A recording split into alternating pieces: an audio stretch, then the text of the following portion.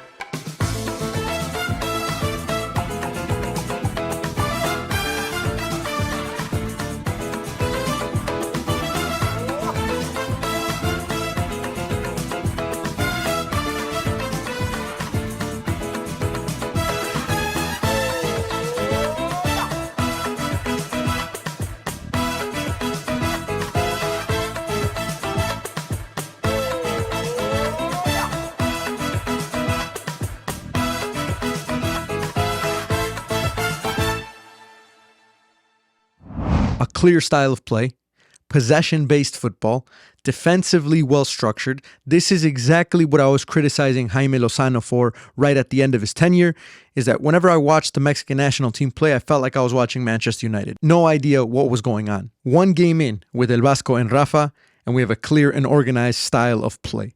Love him or hate him, his experience is exactly what we need right now. So this is how Mexico lined up against New Zealand, and it was actually more of a 4-2-4 because Orbelín Pineda would step up with Santi Jimenez. Rangel in goal, Reyes, Montes, Vázquez, Gallardo as the back line. The two clear sixes were Romo and Chavez.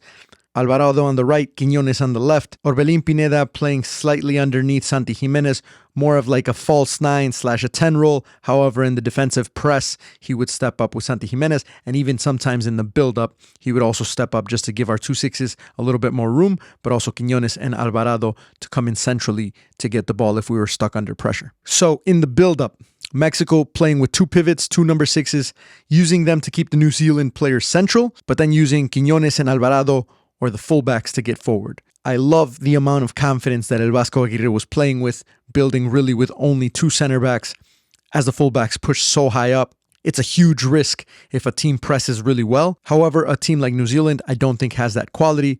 And because of that, it was really easy for us to get up the pitch. Also, because we pushed our fullbacks up so high, it allowed Quiñones and Alvarado to get into the box for crosses and also stay in more central positions, so New Zealand couldn't really figure out who they needed to mark. One of the things that I really liked, Mexico did very well in the first goal. There was a lot of quick ball movement side to side, players that were in very strict positions in the build-up, and then using those wide players to move New Zealand back and forth, opening up that space in the middle, eventually for the opportunity to score. There was a lot of 1-2s, quick wall passes. It looked like some of these players had been playing together for quite some time. And I know it's only been about a week since the Mexican players have been in camp together. However, it feels like they've been playing together for such a long time. When we didn't have the ball, the way that we set up in order to press and regain possession of the ball was actually very smart. Defensively, we would press with both Santi and Orbelín, making it very hard for either of the center backs to be free. They'd also be cutting off the passing lanes to the six, which would allow us to tuck in Quiñones and Alvarado centrally so that we'd have a lot more numbers in the middle. Everyone else is basically marked, and it also allowed us to transition quickly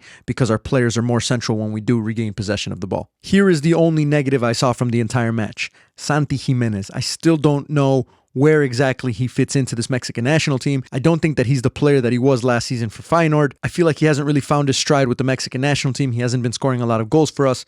The way that he sets himself up and the opportunities that creates at Feyenoord to get it at the top of the box, cut in, take a really good shot with his left foot, a lot of running into the box, a lot of high pressing. He's a very dynamic forward at Feyenoord, and I think for Mexico, he almost plays like a traditional number 9. He really just hasn't been able to create the same amount of opportunities that he does at Feyenoord. I really hope with a coach that's as experienced as El Vasco and Rafa Marquez as his assistant, that they find a way to utilize Santi Jimenez so that he shows us he's the player that a lot of European teams were after. However, on the other side of that, a player who came on, gave me some hope, Chino Huerta from Pumas. Literally subs out Quiñones, scores 30 seconds in, 2 minutes later, almost scores another goal, and then helps in the transition to set up the third goal. I did hear a rumor in the past that he was set to sign for Liverpool. This was all under wraps. Liverpool wanted him to go on loan. It didn't work out with the team that he was going to go on loan for, and ultimately the deal fell through. But he is legit. He's got a lot of energy. He's a creative player.